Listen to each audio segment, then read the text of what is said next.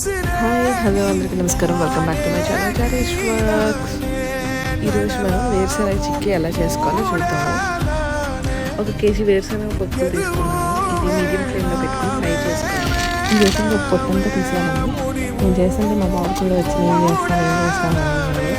పిల్లలంటే అంతే కదండి, అలా చేస్తూనే ఉంటారు. ఏదో ఒకటి మనం చేసే పనిలో వచ్చి తలదూర్చి వాళ్ళు చేస్తా అంటారు.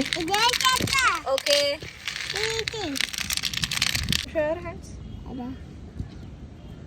చెయ్యి.